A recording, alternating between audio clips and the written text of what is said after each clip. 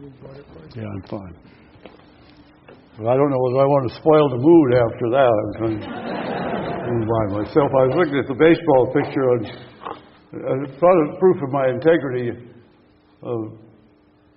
Bill Carlson from here went out to Watkins and he was going to find out something negative about me. And he said, you know, Gene McCarthy, and the fellow on the street said, you mean the first baseman? So that's where it began. Well, I'm glad that Mike thanked everybody who was involved in producing this. I wouldn't have done as well as he did. I've kind of had a campaign against undeserved thanks. I commend people now.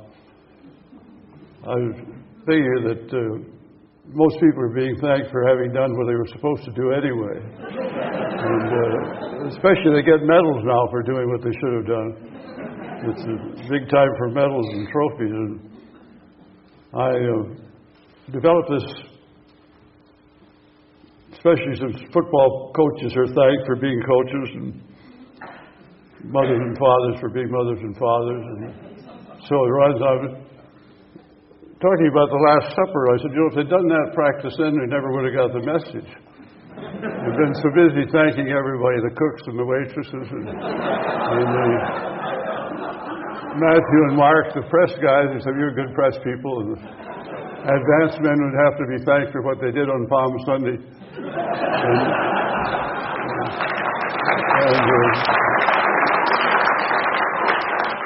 You'd have to thank Judas for having raised the money. So by the time you got through all of that, you had a couple of Matthew and Mark, and I always thought that John was kind of unhappy because the Lord didn't use his apocalypse. He was kind of a speechwriter. They're unhappy people if you don't use what they offer to you. I said they're like, if you use it, it turns out well. They're like substitute mothers. They say, it's mine. If it doesn't turn out, why, it's yours. But so it runs. Well, I'm going to, after seeing what you were shown, sort of give a speech on my account of my stewardship, I guess you'd call it. I had some trouble with the St. Paul press, especially over the years. I finally got to realizing that Ritter was a refugee from New York. And he didn't have a very good idea about Minnesota. So I forgave him for treating me rather badly and not carrying the story along as it went. And they kept running Yale men against me. We could always tell a Yale man in the campaign if they called him the third.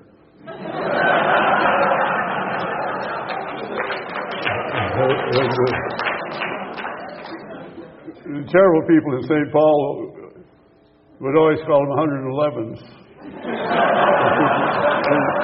They couldn't read those Roman numerals, you know.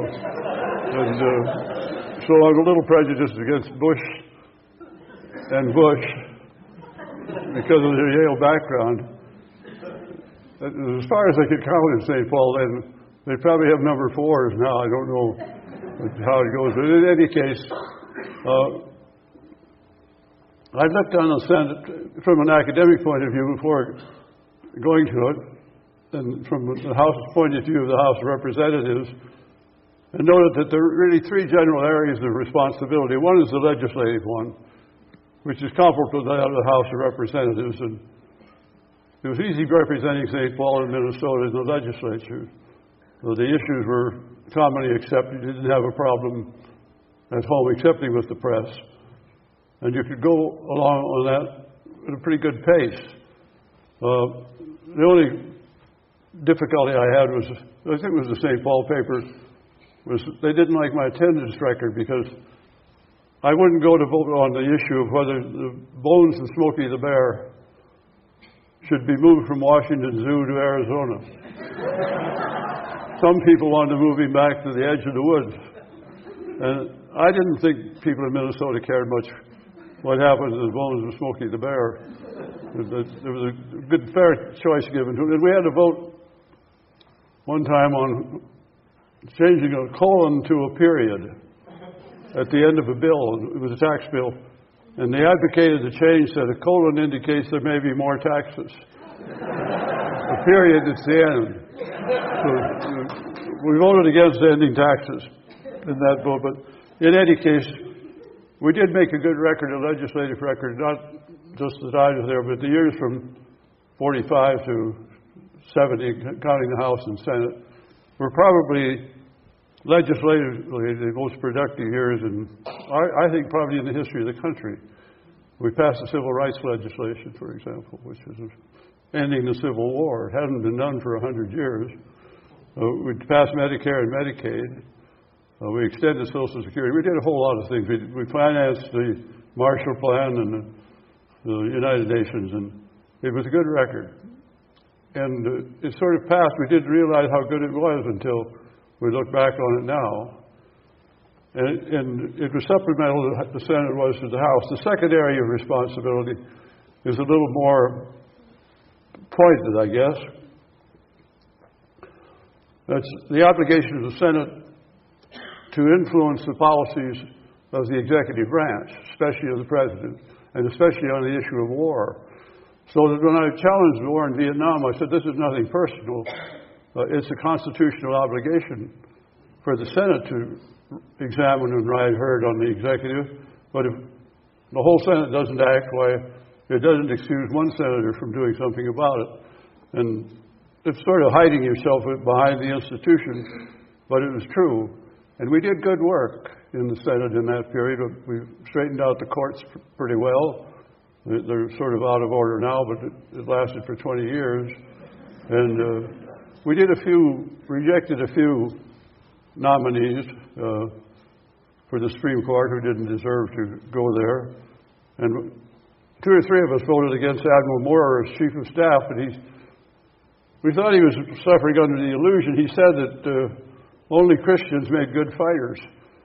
And we weren't doing very well against the Buddhists at the time. This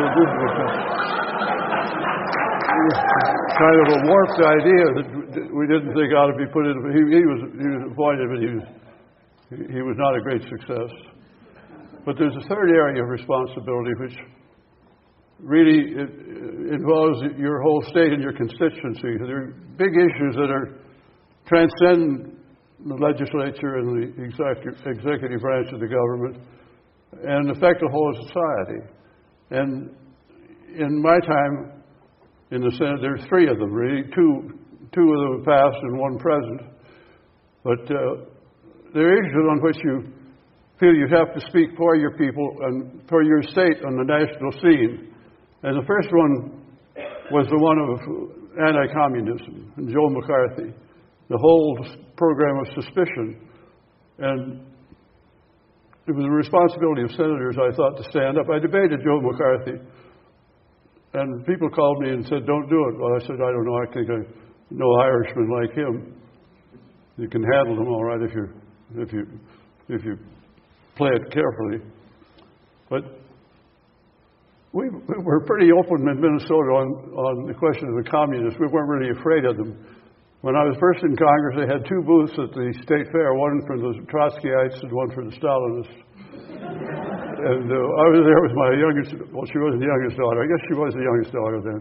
She was about 8. And she looked at the globe they had in one of these, I think the Trotskyites. It was half red. And she said, what is that, a soap ad or a paid ad? So it looked like Sherwin-Williams. So I thought, well, this thing is not getting through. And we said you could tell the communists, he didn't bring the Communist Manifesto at that time, he brought Robert's Rules of Order. And you say that's an amendment to the 3rd degree, you say that's a communist thing.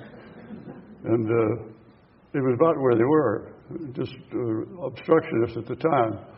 And but people were frightened, and no one would stand up to it. And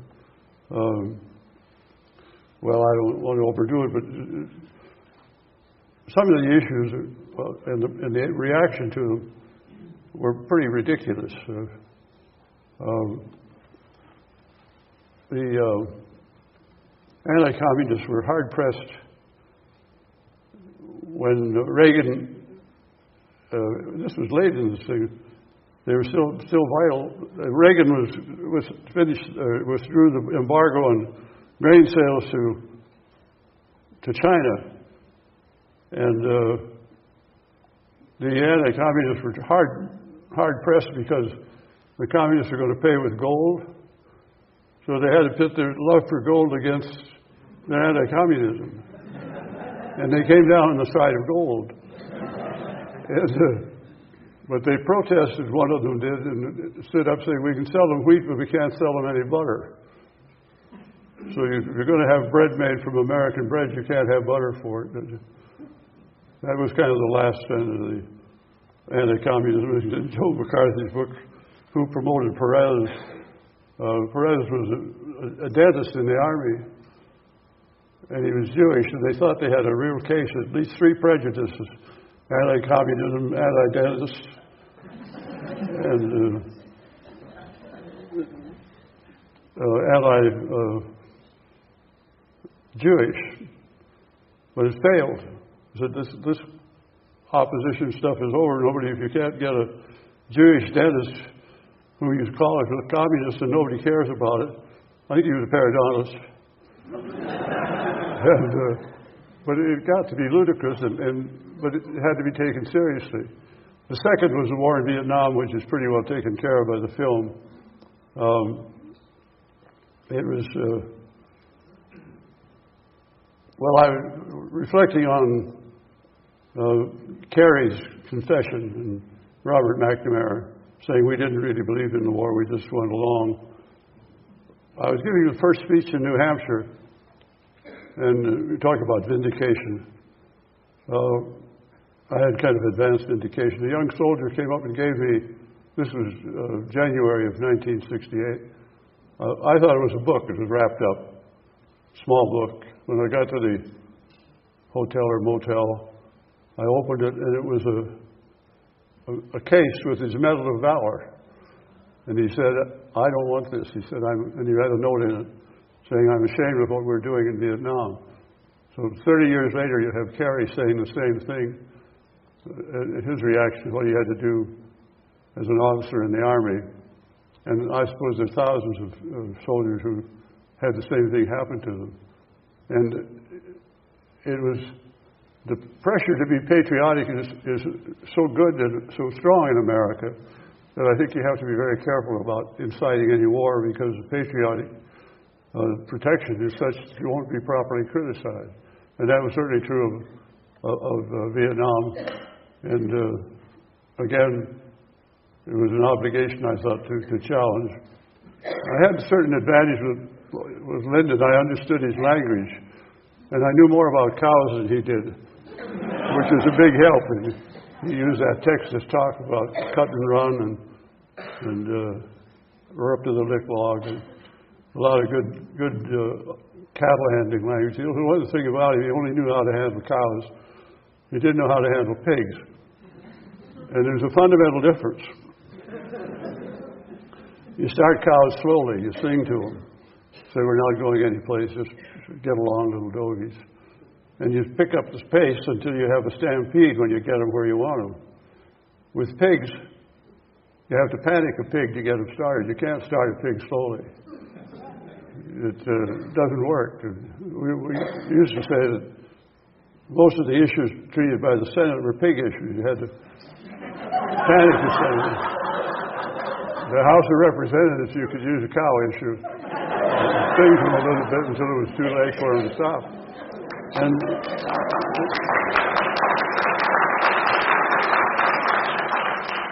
that was pretty much the way we proceeded on Vietnam. It was really a pig issue, but Johnson tried to handle it as though it was a cow issue. We're not going anyplace. We're not going into Southeastern Asia. Just give me a resolution just to keep me happy. And so it went. Well, that was the second real test, I think, of the Senate. And the third is one that's current, and this is one that's a little harder to explain, but the so-called campaign reform, which is really an attack on the First Amendment, freedom of speech and freedom of assembly. And the arguments are made that we needed to keep from corrupting people with money, but you don't really weigh that when you're dealing with First Amendment rights and freedom of speech and freedom of assembly. And I pointed out to him that the American Revolution wasn't fought with matching funds. I mean, they didn't go to George and say, we got a little political action, we'd like you to contribute. And the abolition movement was financed by large contributors. And even my campaign, there weren't many large contributors, but there were a few. And the whole history of the country is a kind of unpopular causes that are important. The revolution itself was financed by large contributors. And we just backed off and they said, well, we're going to have to have clean politics. And there's nothing in the Constitution that guarantees clean politics. Even Jesse knows that. He just says, I don't promise you good government, I just promise you self-government, which may be good and may not be good. But the campaign financing is essentially an attack on freedom of speech and freedom of assembly. And Minnesota has a pretty good record on open politics. So on all three of these general areas, I had an idea of what was expected and to some extent lived up to it or tried to live up to it. And that's the career. The beginning to award medals to people, someone suggested that I get a medal. I said, from whom? And I said, well, let me write the citation. I'll let Mike do it, I think. And then we'll see how we go. All right. Thanks very much for coming, all of you.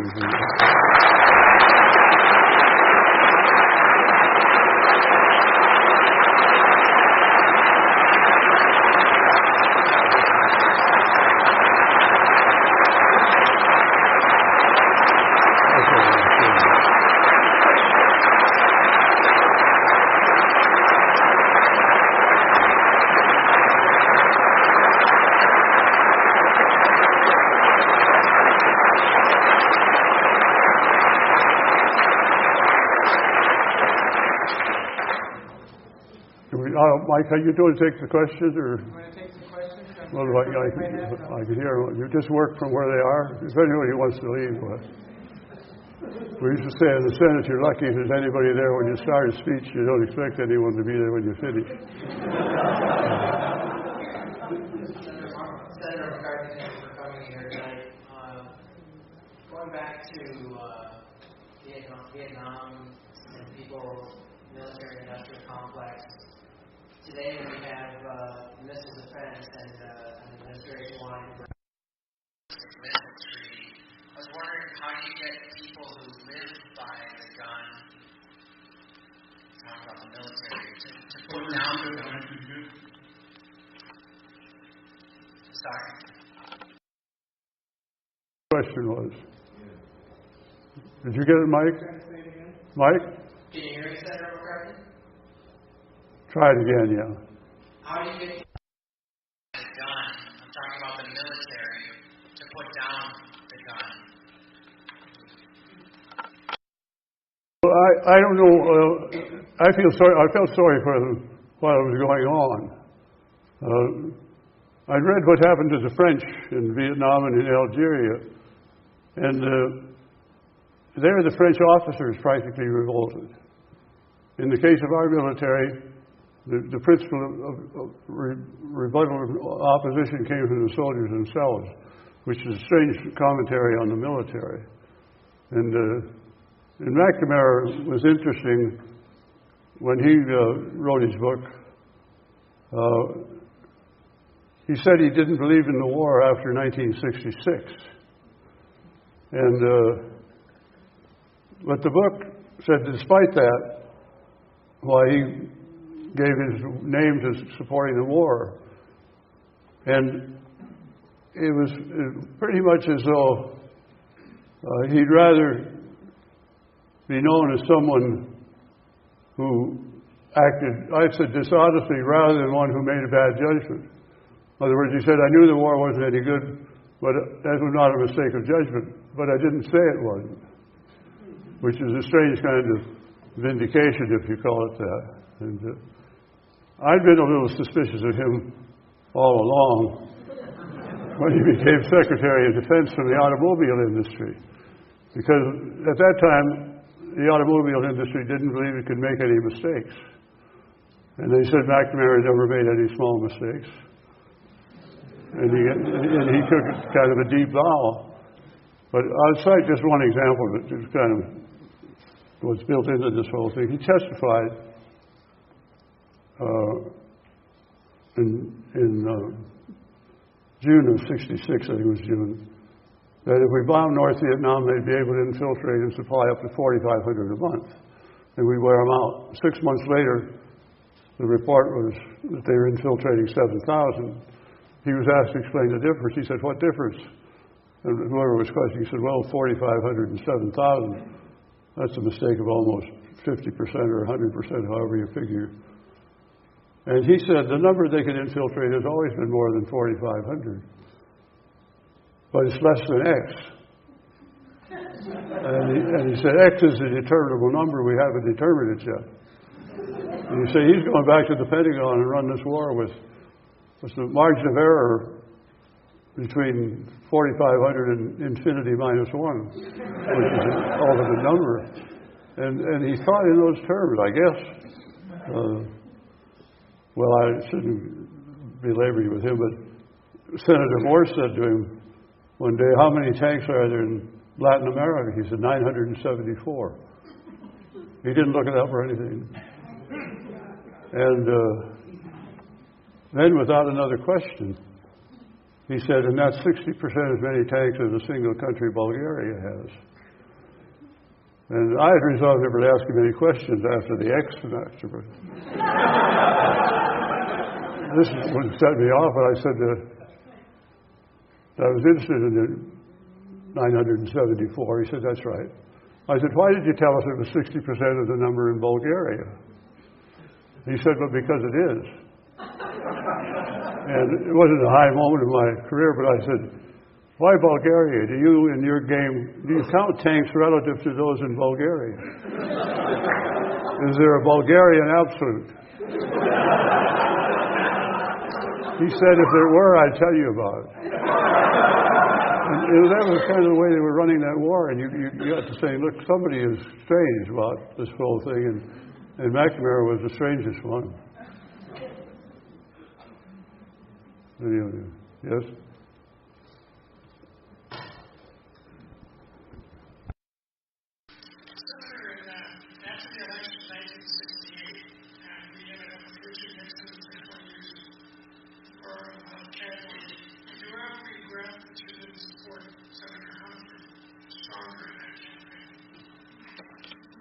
Not very many. I just endorsed. And I haven't found anybody who said they would have voted for him if I had endorsed him earlier or more enthusiastically. And it was a tough time because we took on the war, not Lyndon Johnson, and it was the same war that he was supporting in the campaign. And so we still continued to campaign against the war until the last minute, and despaired of handing Nixon. So it was hard. It was like civil war, really, in the DFL, and we never really worked it out. The Democratic National Party hasn't really recovered from it. I don't know what would have happened if they'd come out against the war. I think it would have been all right, but they never did, and they never recovered. But in consequence, they suffered their two worst defeats and their two worst victories.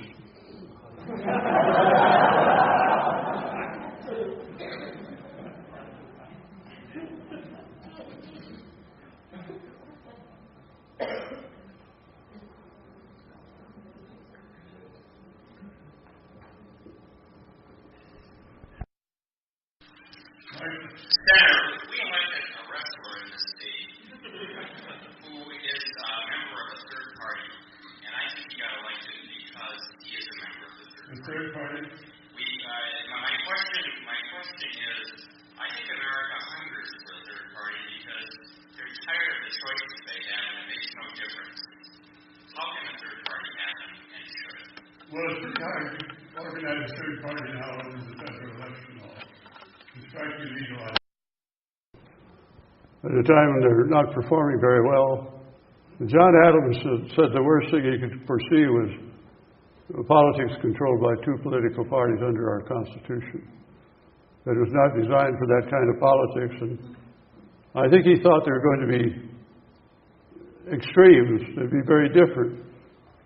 But what's happened, they've become almost the same, which is just as bad. And I don't know. The only hope we have on the election reform, I mean, the kind I want, is for the court to kill the legislation that's been passed. And you can't count on the court to do much. So, all right, that's good enough for them. Thanks very much.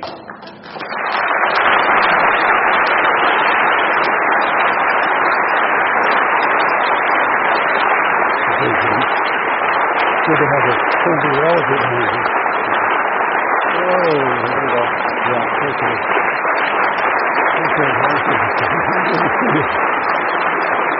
You find one person that approves everything you say. In the crowd, you can see one person that approves everything you say, like your wife does, but you keep talking to them. I'd like to invite you to come to the reception, and there's books and videotapes and good stuff. Thank you. Okay.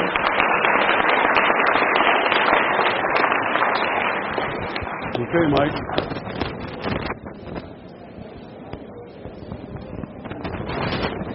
Lovely. Thank you, Senator, so much. Well, That's lovely. For a long time, even though we didn't know we Well, thanks for coming by. I want to thank you for pointing me the way to my conscientious objectives. Well, good for you. All that You're like, you're sorry but you were right, huh? Pardon me? You're sorry but you were right.